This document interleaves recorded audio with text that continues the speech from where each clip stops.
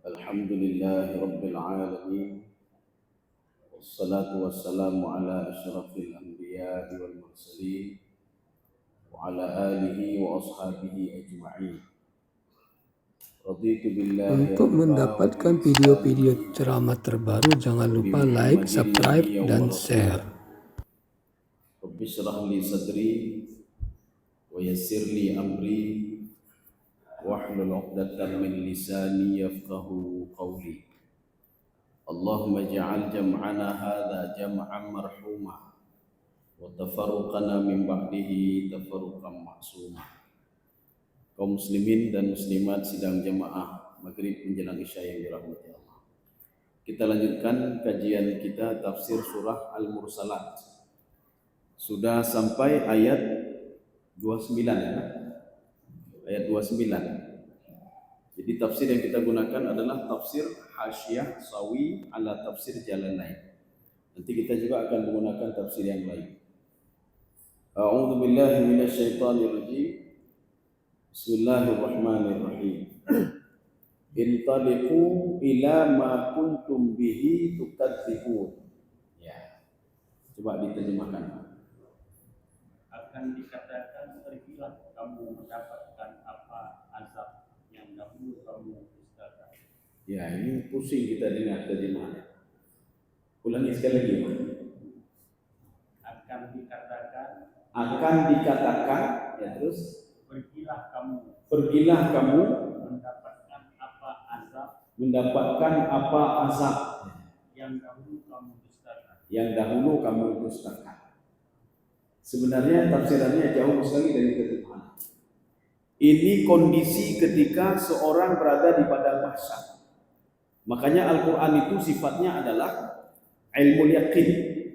Pemberitahuan Al-Quran apakah tentang kehidupan dunia, tentang alam barzakh, tentang padang mahsyar, surga dan neraka, dan seluruh dunia. Bahkan kita tadi ketika diterjemahkan terbawa entah kemana-mana. Ini kondisi di padang mahsyar. Jadi ceritanya ketika seorang berdiri di padang mahsyar, bagaimana kondisi padang mahsyar? Ibnu Abbas mengatakan fiddatun bayda'un. Jadi kondisinya warna tanah itu putih perak. Kemudian tidak ada lawadin wala jibal. Tidak ada lembah, tidak ada gunung. Wala syajarah. Tidak ada pohon kayu. Itulah padang mahsyar. Ketika seorang berdiri di padang mahsyar, ada yang langsung diazab oleh Allah di situ. Ketika itu Allah mengatakan, intadiku ajiyaku, coba lari dari azabku, kata Allah. Coba lari dari azabku. Makanya Imam Jalalain cuma menjelaskan, intadiku ila ma kuntum bihi tukadzibun. Imam Jalalain tidak menjelaskan secara rinci, tapi beliau mengatakan minal azab. Azab apa tidak tahu. Dalam maka kita butuh kepada tafsir Al-Baghawi. Apa kata Imam Baghawi? Yuqalu hadzal kalam inda yaumil qiyamah. Jadi kalimat ini Allah katakan ketika hari kiamat nanti. Ketika seorang berdiri di padang mahsyar, tidak tahu mau lari kemana lagi, Allah mengatakan intaliqu ila ma kuntum bihi tukadzibun. Coba kamu lari dari azab wajib itu. Dulu kamu percaya kepada si fulan, cari si fulan itu, kata Allah. Dulu kamu percaya kepada syaitan, percaya kepada dukun. Jabat dukun. Ada satu ayat Al-Quran, sebahagian kita itu memaknainya, padahal cuma 10%, seperti yang ditafsirkan oleh Ibnu Abbas. Jadi tafsirannya apa? Ayatnya apa? Ya ma'syaral jinni wal ins, ini istata'tum an tanfudhu min aqtaris samawati wal ardh fanfudhu la tanfudhuna illa bisultan. Di semua buku, bahkan ketika khutbah Jumat, pidato dan lain sebagainya, ayat ini diperuntukkan untuk dunia. Ketika kamu ingin bisa menembus langit dan bumi, maka belajarlah. Ini seperti dalam tafsir Ibnu Abbas. Lau turid an ta'rif ma fis samawati wa ma fil ardh fata'allam, kata Ibnu Abbas. Kalau kamu ingin tahu di langit dan di bumi, belajarlah, banyak belajar. Tapi pendapat ini hanya sekian persen saja.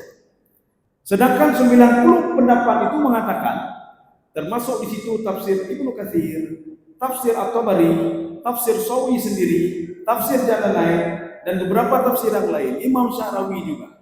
Beliau mengatakan itu ayat itu ketika manusia berada di padang mahsyar. Ya ma'syaral jinni wal ins. Ma'syarah itu berasal dari kalimat asyarah. Asyarah itu 10. Ma'syarah, wahai kelompok, hibloh. 10 saja boleh juga kata Allah. Ya ma'syaral jinni wal ins. Kelompok jin 10 atau lebih dari 10. Kamu sekarang coba lari dari bumiku ini, dari padang mahsyar ini, kata Allah. Ya ma'syaral jinni wal ins. Ini sata'tum an tanfudhu min aqtari samawati wal ardh fanfudhu. La tanfudhuna illa bisultan. Coba kalau kamu sanggup tembus, kamu keluar daripada padang mahsyar. Tembus melalui langit dan tembus melalui bumi. Tidak bisa kamu tembus kecuali dengan izinku, kata Allah. Jadi makanya di padang mahsyar itu langit terbelah 2 kali. Yang pertama ketika ditiup sangkakala yang pertama, itu langit terbelah. Ketika ditiup sangkakala yang kedua, langit terbelah juga. Tetapi terbelahnya langit linuzulil malaikah, untuk turunnya malaikat. Ketika malaikat turun, wardatan katihan, surah apa itu? Ya, wardatan katihan. Jadi langit itu seperti wardah, mawar warna merah. Banyak katanya rumah indah kan? Oh indah ya. Langit berwarna merah, wardatan katihan. Dihan itu apa? Dihan itu minyak yang dipoles ke bunga sehingga bunga itu makin mengkilat. Ada apa sebenarnya? Kok bisa merah bunga itu? Lo mita-mita ini tidak mungkin, ini pasti ada sesuatu di sini. Rupanya apa? Sesuatu hal itu. Langit rupanya takut sekali kepada Allah. Saking takutnya kepada Allah, warnanya berubah menjadi merah. Oh katanya menjadi puji kiban merah langit di padang mahsyar. Tak perlu jauh-jauh. Jadi ketika matahari terbenam, itu istilahnya sunset. Ketika matahari mau terbenam, mentang kalian, Mbak. Bagaimana merahnya ufuk itu? Begitulah merahnya nanti di padang mahsyar. Kita menyikapinya ketika matahari lagi akan foto selfie lembah. Aci selfie di padang mahsyar. Nyukan itu ahli pun aja. Aci selfie di kita ketika kejadian-kejadian yang terjadi di bumi, padahal ini tanda-tanda lagi gerhana bulan, gerhana matahari. Itu tanda-tanda kiamat seperti itu juga. Tapi manusia tidak tahu kagidio tanda anak hukum. Ketika digoncangkan itu juga tanda-tandanya. Makanya bumi ini sebelum diizinkan oleh Allah untuk terkoyak lempengannya, tidak akan terkoyak lempengannya. Seperti prediksi-prediksi manusia. Siapa manusia itu? Jadi manusia mengatakan kapatah lempengan. Tidak patah kata Allah. Kenapa tidak patah? Wa ja'alna fiha rawasiya syamikhat. Saya jadikan gunung itu apa? Tinggi bukan ke atas saja, tapi ke bawah dia tinggi juga. Ke bawah juga sangat dalam sekali. Ada sebuah pohon yang akarnya sampai ke bawah. Sehingga kita goyang nggak sanggup kita goyang. Bahkan tempat itu menjadi aman gara-gara ada pohon ini. Ini begitu juga gunung. Kenapa terjadi gempa dahsyat kaum Samud? Kenapa terjadi gempa dahsyat kaum Madian? Ada apa sebenarnya? Ya, jadi bumi ini pada hakikatnya kan goyang. Jadi makanya ketika Allah mengatakan wal arda wada'aha lil anam, bumi ini saya berikan untuk manusia supaya bisa dia nikmati. Karena sifat bumi pernah melapor ke Allah. Ya Allah, yang gara-gara manusia ya Allah, lundun tutah ya Allah. Bahkan kita manusia berbuat dosa, imbasnya saya ya Allah. Gara-gara manusia berbuat dosa, bencana kau timpakan saya yang susah. Gempa macam-macam. Akhirnya Allah, wa ja'alna fiha rawasiya. Maka gunung bumi tidak bisa macam-macam. Kamu patuh dan taat kepada perintahku. Jadi makanya ada paku di situ, Pak. Rahasia syamihat. Maka tidak bisa apa-apa. Tetapi ketika Allah mengatakan kepada bumi nanti, sekarang saya berikan waktu 5 menit saja. Terserah kamu mau buat apa. Tapi dalam pertolongan Allah. Makanya kaum Samud dihancurkan oleh Allah dalam hentakan gempa. Fa akhadhahumur rajfatu fa asbahu fi darihim jathimin. Sekali hentakan gempa, satu kampung, satu negeri habis itu, mati dulu. Kaum Ad juga demikian. Kaum Madian, satu lagi kaum Samud. Kaum Madian yang mengurangi timbangan. Tapi setelah itu, bumi patuh lagi kepada Allah. Kapan kepatuhan dia memuncak, kemarahan yang memuncak ketika gunung wasuyiratil jibal. Gunung ditarik satu-satu oleh Allahnya baru mengeh, terbuka semua lempengannya. Wa akhrajatil ardu asqalaha. Dipertebik mendua thawthau dalam. Ya. Kaum muslimin sedang jamaah yang dirahmati Allah. Kita kembali. Jadi artinya selain warnanya merah, malaikat turun dan warna langit itu merah. Kenapa merah? Li khaufin minallah. Karena dia takut sekali kepada Allah Subhanahu wa taala. Melanggar dia ke Allah. Apalagi manusia. Makanya para malaikat semua tertunduk ketika di padang mahsyar, tertunduk semua. Maka ada dua tafsiran. Tafsiran yang pertama, ketika ditiup sangkakala itu, bu'thirama fil kubur. Mereka semua bangkit dari kuburnya. Tetapi dalam satu tafsiran lagi, termasuk Ibnu Abbas, apa kata beliau? Ketika ditiup sangkakala yang kedua, itu para roh saffan saffa. Sebelum jasad kembali kepada tubuhnya, sebelum roh kembali kepada jasadnya, itu mereka bersaf-saf dengan para malaikat. Setelah itu baru roh ini mencari tubuhnya masing-masing. Ketika itulah bu'thirama fil kubur. Apa itu bu'thirama? Sebagian ada yang membaca bu'thirama fil kubur. Ada yang membaca bu'thirama fil kubur. Tapi kita baca saja qiraah hafaznya, yang biasa-biasa saja. Jadi biar baca yang aneh-aneh. Yang baca yang aneh-aneh protes lagi ya. Jadi kita baca bu'thirama, jangan kita baca bu'thirama walaupun itu betul juga bacaannya. Jadi makanya ayat ini itu selaras dengan ayat ya ma'syaral jinni wal ins ini stata'tum an tanfudhu min aqtaris samawati wal ard famfudhu la tanfudhuna illa bisultan. Ini ayat ini Pak, untuk ayat ini. Kita selalu memaknai ayat itu apa? Di dunia ini. Itulah tafsir Ibnu Abbas. Tapi tafsir-tafsir yang lain itu lebih condong kepada ketika di padang mahsyar Allah mengatakan kepada kelompok jin dan manusia yang diberikan hukum taklifi oleh Allah Subhanahu wa taala. Ini sata'tum an tanfudhu min aqtaris samawati wal ard.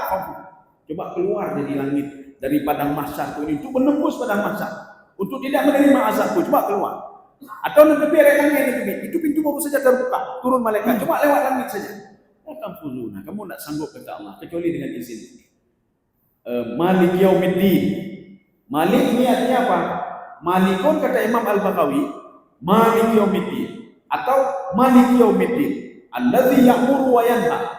Yang menyuruh dan melarang itu cuma Allah Subhanahu wa taala. Malaikat tak berani macam-macam. Malaikat tak berani menyuruh, hai sebulan neraka gini, enggak berani.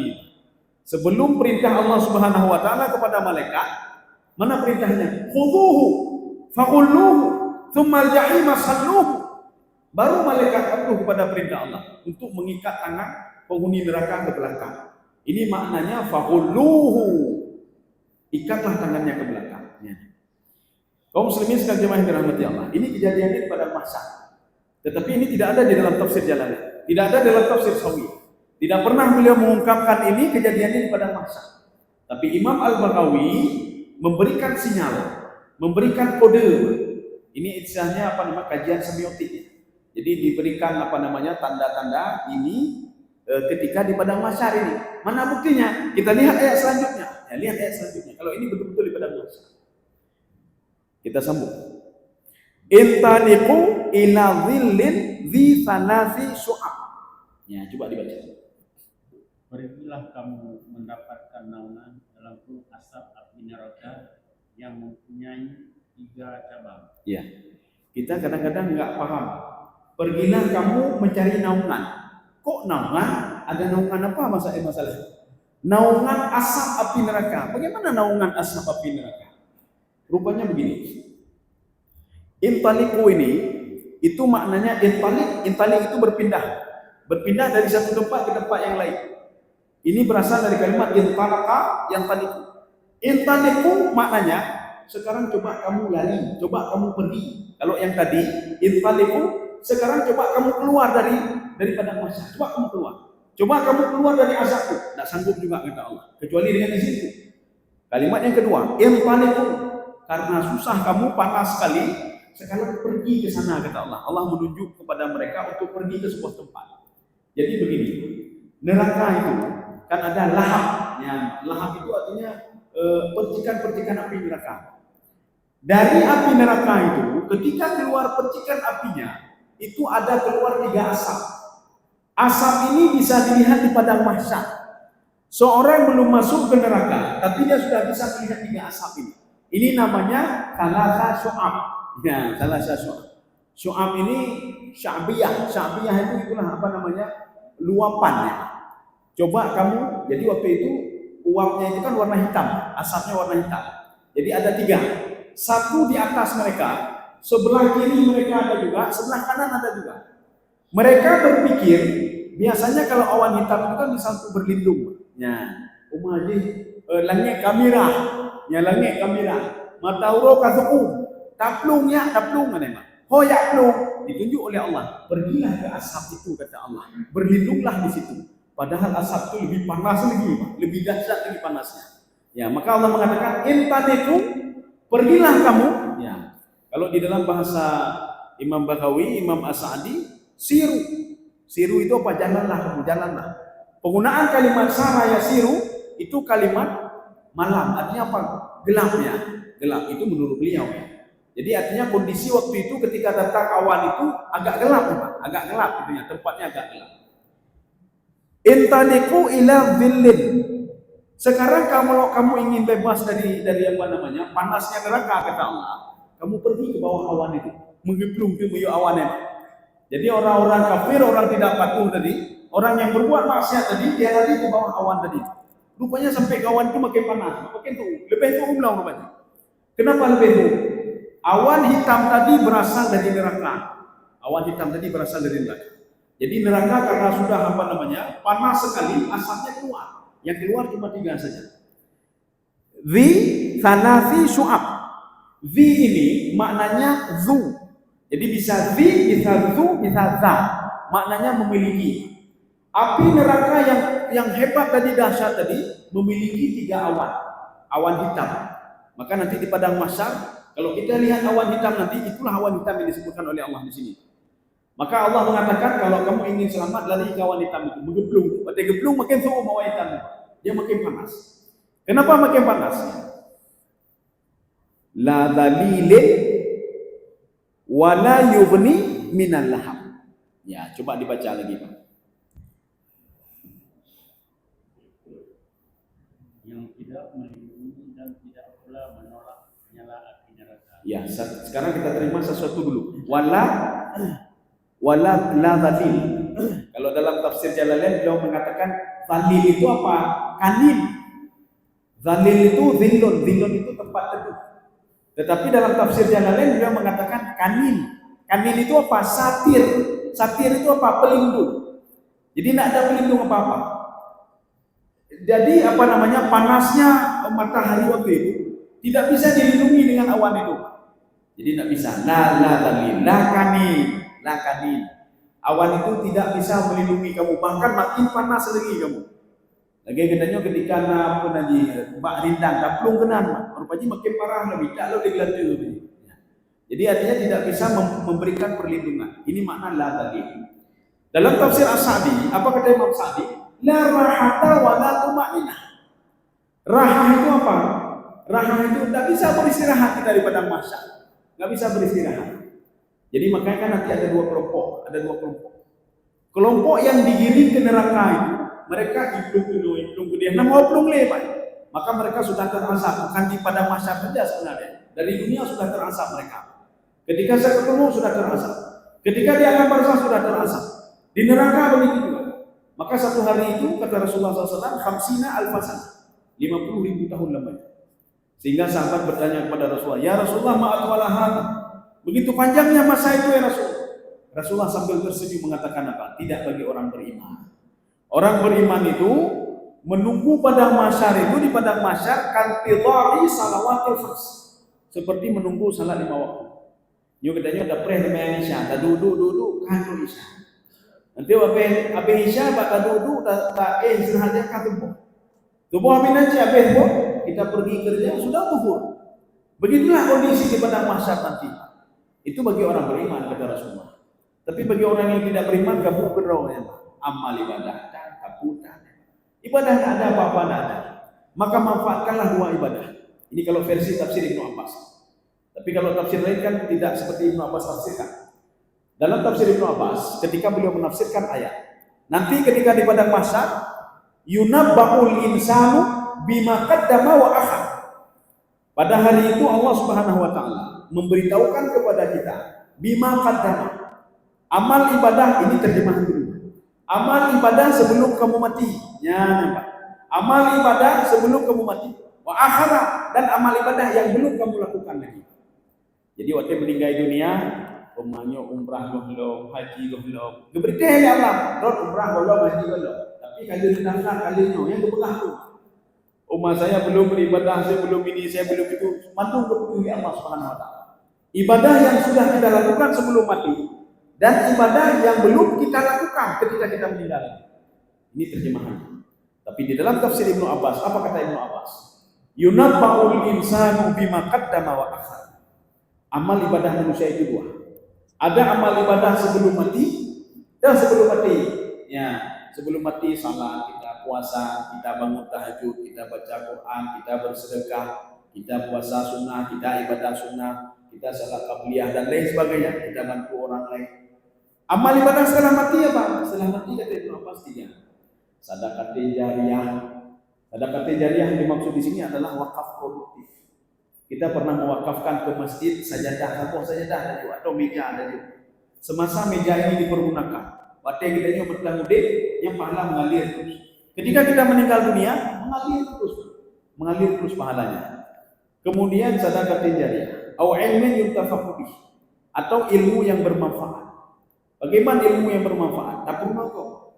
Umalun hana ilmi ya pernah kok. Pernah anu pernah.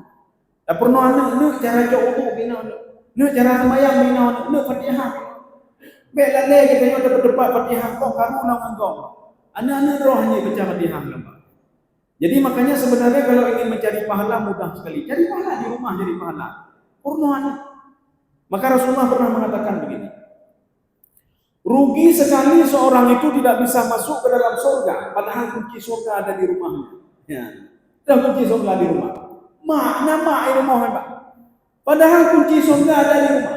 Dia pergi ke sana kemari, ada hoho aja. Kui pegang, hoho aja. Ya tolong je yang pegang tolong kaumnya je. Mereka sedang membutuhkan. Ada di rumah nama ini rumah Pak. Membantu mak mentang kunci surga kena. Tak pemano mak dengan dobempus. Penuhi pun keinginan mah. Mula lagi kita ada permenggau. Dajak penuh, dajak kedai, ya bantu kau, anu roh merah. Ya bantu kau, anu mak roh merah. Makanya Rasulullah mengatakan rugi sekali kata Rasulullah. Seorang tidak bisa masuk ke dalam surga, padahal kunci surga dia ada di rumahnya. Ya. Kaum muslimin sedang gimana dalam wajah. Awalnya yang salihin ya doa. Atau anak yang saleh yang berdoa selalu kepada orang tuanya. Maka manfaatkanlah dua ibadahnya. Ibadah sebelum mati dan ibadah setelah mati. Rupanya setelah kita meninggal ada juga ibadah itu yang ketiga ini. Maka persiapkanlah tiga ini untuk kalau kita meninggal nanti. Artinya setelah meninggal tiga ini kita menangis. Tapi yang sebelumnya salat itu tidak ada lagi, banyak kabeh. Waktu kita meninggal, kewajiban salat tidak ada lagi, pahala tidak ada lagi, apa-apa tidak ada lagi. Tapi yang tiga ini terus mengalir. Kaum muslimin sedang jamaah dalam hati Allah. Ini yang dimaksudkan dengan la dalil. Jadi la dalil, la kanin.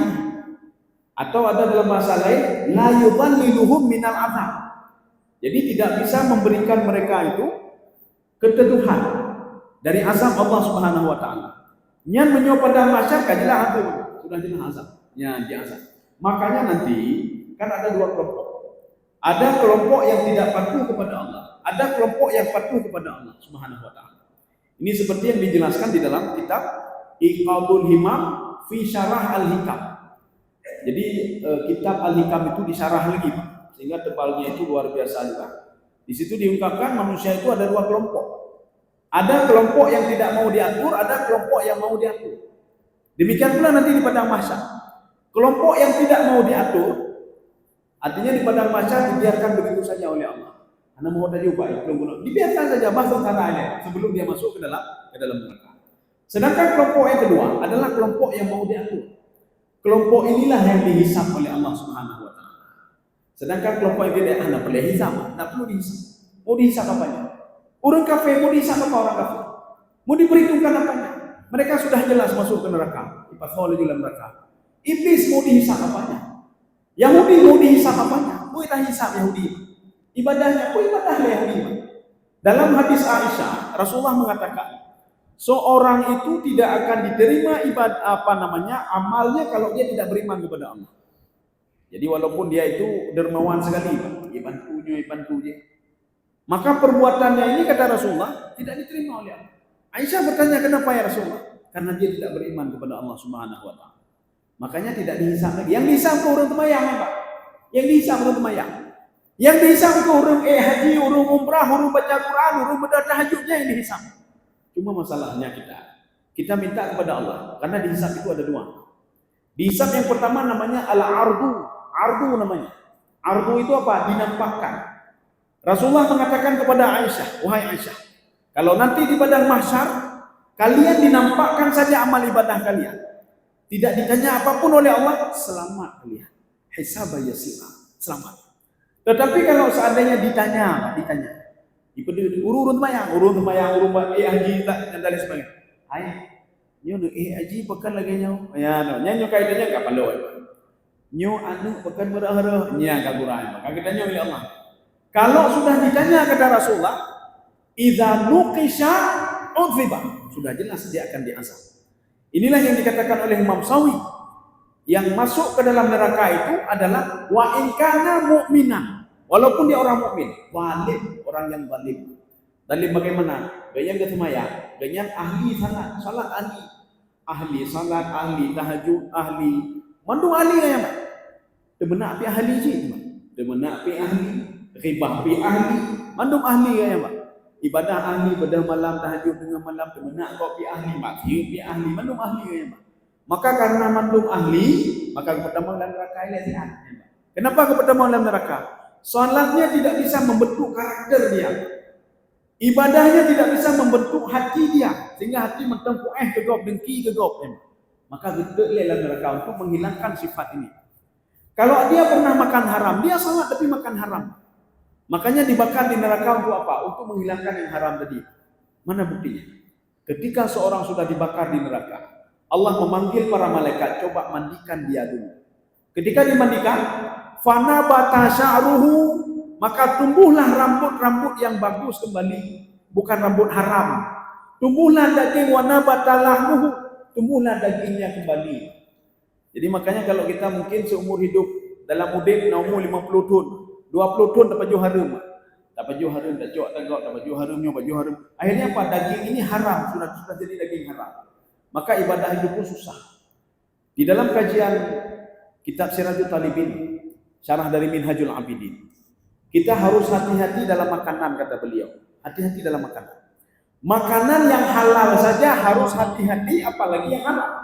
Yang halal saja hati-hati. Jangan sampai nanti ditanya di padang mahsyar. Yang halal saja harus hati-hati. Mana contoh? Pada suatu hari Rasulullah SAW keluar dari rumahnya ingin cari makanan. Ya, ketika sedang jalan-jalan, rupanya ketemu dengan Abu Bakar. Abu Bakar katanya, "Mau ya Rasul, lu minta makanan." "Oh, lu binanci." Ya.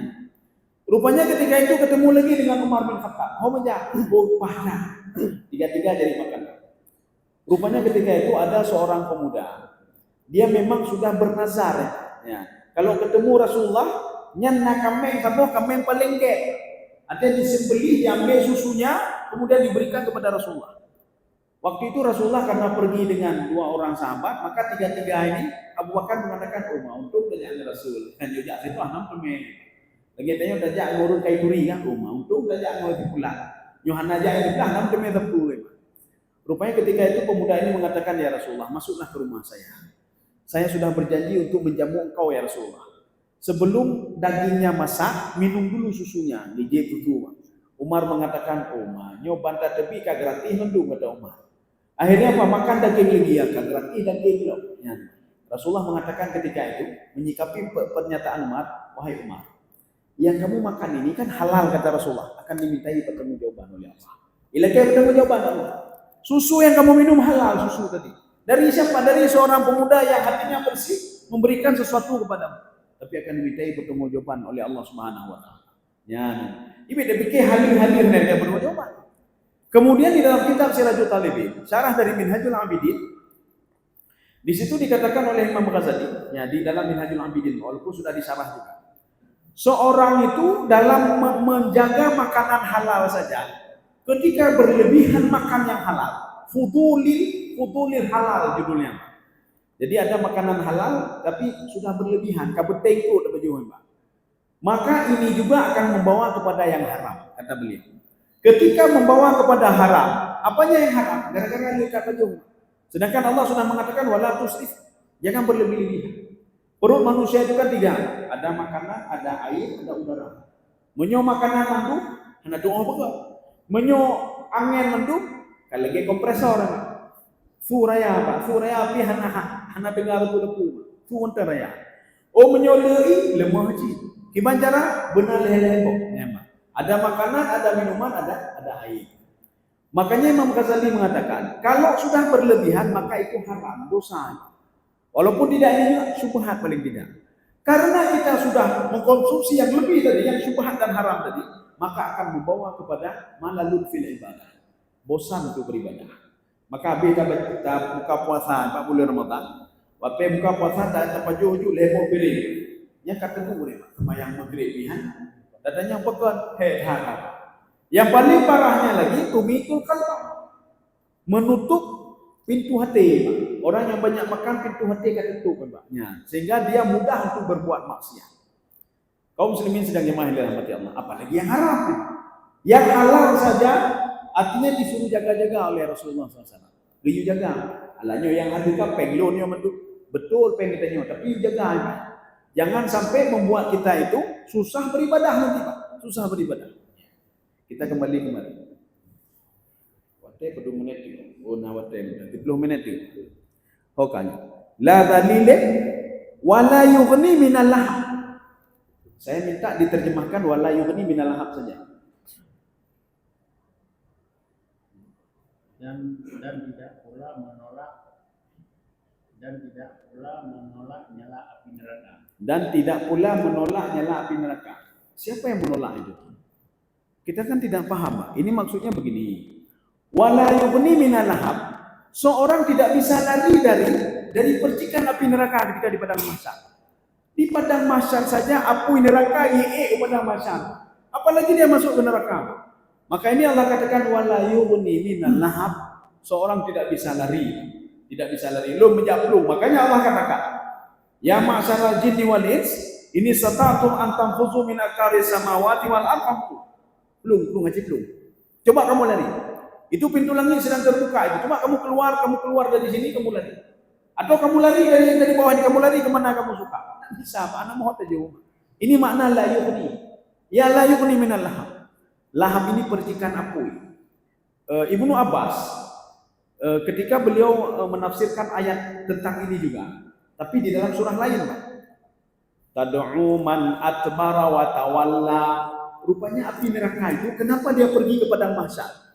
Dia memanggil orang-orang yang akan masuk ke dalam neraka. Tahu. Karena dia tahu sebentar lagi akan ada orang masuk ke neraka. Maka dia panggil ini, Pak. Inilah namanya lahab tadi, Pak. Jadi dia melihat lagu. Dalam tafsir Ibnu Abbas, apa kata Ibnu Abbas? Tad'un nara ahlan nari bikalamin fasihi. Neraka itu memanggil orang yang akan masuk ke dalam neraka dengan kalimat yang fasih sekali. Fulan bin fulan bin fulan. Hana mohon aja. Kayak tahu, Pak. Gimana tadi? Fulan bin fulan. Kalau dipanggil fulan saja, nyanyi tahu drone. Oh kan drone. Ini nak drone. Drone nana semayang drone nana. Karena kalimatnya ada bin fulan, bin fulan, bin fulan, bin fulan. Hotak pelung lah. Fulan bin fulan mahana la indun. Drone bin kau bin hana la drone hebat. Maka itulah api neraka. Tad'u man akbara wa tawalla. Bagaimana suara neraka itu? digambarkan di dalam Al-Quran seperti suara keledai. Negefu keledai. Itu Pak. Jadi suaranya seperti suara keledai. Walaupun ada beberapa penafsir mengatakan suara keledai itu adalah suara orang yang akan masuk ke neraka. Saking ketakutannya dia, tidak bisa lari ke atas, tidak bisa ke bawah. Ada mau aja Pak. Tidak tahu dia mau lari kemana. Sehingga suaranya seperti suara keledai. Kita lihat filosofi keledai. Ada apa dengan keledai? Di barat itu, peneliti barat itu, keledai itu identik dengan dungu. Dungu bangai bodoh. Sekarang dengan suaranya ada apa dengan suara keledai? Kami ketika duduk-duduk ya. Jadi duduk-duduk di Timur Tengah ya. Karena duduk-duduk apa je nasu Pak. Karena hantar dah dengar dinya kan. Di Nenggro hantar dah dengar. Itu Pak. Nombor apa? Itu pintu berea tu kau. Itu Pak. Akhirnya apa? Saya katakan kepada teman, dah sedap tu nyanyi, dah sedap tu. Kami pergi rupanya jumpa dengan ada keledai. Habis poh-poh tu Pak. Udah habis dipukul semua. Jadi kakinya habis luka-luka poh di tuannya. Kami panggil tuannya. Le itu limala. Pakatnya pakan bina. Kipan orang minatang, pakan bina. Hana pupunya talonnya. Be urusan itu campur. Itu binatang itu, keledai itu, kalau dia sudah marah, haitim tajung, haitim matrek lebah lengan gitu. Untuk je gitu, dia dengar lun demaj. Nyolun menjabut pihak je jabut ni. Makanya keledai itu kalau sudah kayak kliknya haitim buka terpulih. Itu nama nama iklik-klik Pak. Begitulah penduduk yang akan masuk ke neraka Pak. Tapi mereka sempat lari Pak, tapi hanya 20 ya namanya. Kalau keledai hanai pelung le Pak, hanai ja, hanai atrek le dia ngundang istilahnya dia ya petahop. Ya ni Pak, petahop. Ini begitu juga. Nyokam petahop le karena ketakutan. Maka keluarlah seperti suara-suara keledai. Dalam satu riwayat lagi tidak, itu suara neraka, api neraka. Dalam satu riwayat lagi tidak, sama dua-dua. Suara orang yang akan masuk ke neraka dan suara neraka yang memanggil mereka. Mana dalil yang lain? Sami'u laha taghayyudhan wa zafira. Neraka tak kala mengetahui ada orang yang akan masuk ke neraka, sami'u laha taghayyudha. Taghayyudha itu mukanya sudah memerah, menghitam kan. Wa zafira. Zafira itu berteriak. Maka zafira itu teriakan neraka. Menyuna katanya tabuh nanani zafira. Yang perlu kita rombak kembali. Jadi ada beberapa orang datang ke saya. Gejak malu san, anak lu zafira gimana caranya? Lu tanya ngile, anak lu petalah ile. Ibu, bapak ambilnya di mana? Saya zafira itu di Quran, ya Mbak. Dah ayat di sami'u laha taghayyudha wa zafira. Itu makna zafira. Anak lu yang zafira itu teriakan neraka itu. Teriakan neraka. Nak tabuh nanu teriakan neraka. Itu baik sampai iho katanya lagi tu gelantu iho katanya. Baik dikejar-kejar katanya. Anak salah sampai dah zafira. Jadi kibanci caranya, nyupaya robah akte, robahnya robah haji. Oh, bik no mentang ni mengahil. Mau saya kasih solusi. Namanya tetap zafira, tetapi robah za menjadi zafira. Tapi tidak ada dalam Al-Quran, mau? Tidak ada dalam Al-Quran. Zafira artinya apa? Keselamatan, kemenangan ya Pak. Zafira kemenangan. Boleh saya bilang robah menjadi zafira. Tapi tidak ada dalam Al-Quran. Ganya menghut dalam Al-Quran. Oh, lu menghut dalam Al-Quran. Nya nanti. Menyohana menghalalkan lo robah aja, lo robah arti zafira. Tapi artinya kemenangan dan tidak ada dalam Al-Quran. Ya. Karena guru macam-macam. Nah jame aja rumah lu tanya so nandron Pak, nyawa si awak apa nih awak kita cene. Tarmihim. Oh hana lengkap belum mengat. Tarmihim bi hijaratin min sijil mengalu. Dah sambung lah Pak mengalu. Lu tanya Pak ni cok, ini nama dari Al-Quran ini. Betul nama Al-Quran tapi nak kalian ni lah. Lagi orang nan Pak. Tony. Ada tanya apa nih? Nyo dari Quran sih, Pak. A'udzubillahi minasyaitonir rajim. Tonir rajim, syaitanir rajim. Jadi penghari Quran. Munyo Quran yang kenya nama. Kecuali apa? Tony enggak ada dalam Al-Quran. Ya, enggak ada dalam Al-Quran. Kalau ada yang mengatakan dalam Al-Quran itu berasal dari kalimat itu, Pak. Syaitani Tony rajim, Pak. Tony rajim. Tapi kalau sana bukan dari Al-Quran, wujud tapi bukan makna ini. Maka baik-baik pegang-pegangnya dari Al-Quran. Ya. Nah, urung jabalun mak gawe alun. Nama dia Narun Hamiyah. Narun Hamiyah. Gawe alun. Lu tolong artikan maknanya fi nandu. Lu pengalu umanan Narun Hamiyah. Lu tanya Pak ni kalian di Al-Quran. Lu mengenang kannya Narun Hamiyah natang rupah lu. Lupa kalau kalau kedua Quran, ibu lihat sendiri, kemudian nanti ibu ni sendiri jangan hubungi saya lagi. Tapi hendak hubungi lilun. Pekan karena kedua narun hamnya api yang menyala-nyala di neraka, api neraka. Ya. Kaum muslimin sedang jemaah yang dirahmati Allah Subhanahu wa taala. Maka sampai nan laga kalian lihat Quran, Pak. Ya, Zafira atau zilin, Syu'ab tabuh lama, Syu'ab. Kecuali Syu'aib itu berbeda, Pak. Syu'aib itu bahasa Ajam ya. Bahasa Ajam. Ada yang mengatakan itu bukan bahasa Arab ya. Syu'aibun. Ada yang mengatakan itu seperti kabilah ya, Pak. Ya, Sya'bun Syu'aib ya. Tapi kalau Syu'ab di sini, Sya'bah itu adalah tiga buah, tiga kelompok. Nih, tiga kelompok awan hitam yang panas ya. Ya, aja. Sudah habis. Oke. Berarti sampai ke mana? Yes. Jadi sampai ayat 31 31. Insyaallah pertemuan selanjutnya kita lanjut ayat 32. Ayat 32 itu menggambarkan Syu'ab tadi, Pak. Api neraka yang masuk ke dalam di padang mahsyar. Bagaimana sifat api neraka ini? Sehingga digambarkan oleh Allah di sini, Pak. Sifatnya begini-begini kata Allah. Ya. Mudah-mudahan ada manfaatnya bagi saya sendiri dan jemaah sekalian. Subhanakallah bihamdika asyhadu an la ilaha illa anta astaghfiruka wa atubu ilaik. Assalamualaikum warahmatullahi wabarakatuh.